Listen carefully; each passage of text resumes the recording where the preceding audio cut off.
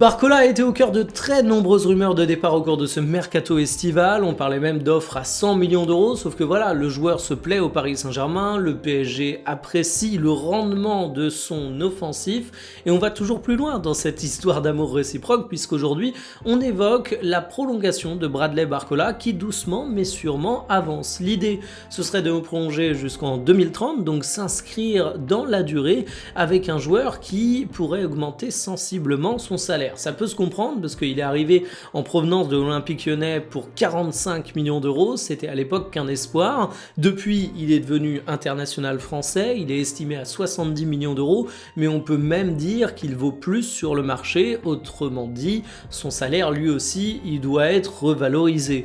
C'est actuellement dans l'effectif parisien le 11e salaire du club, Kimpembe était 10e, il est parti, Donnarumma était le 8e, il est parti, ça donne un peu de marge.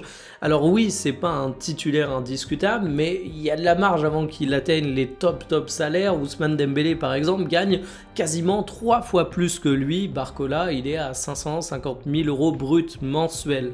Je trouve que c'est une bonne idée de le prolonger parce que c'est un joueur qui est plein d'avenir, c'est un joueur qui est utile dans l'effectif, qui en plus accepte une place qui n'est pas évidente à tenir, celle de titulaire bis. Il y a beaucoup de joueurs de talent qui n'accepteraient pas ça. Barcola, il le fait, donc franchement, ils ont raison de continuer l'aventure ensemble.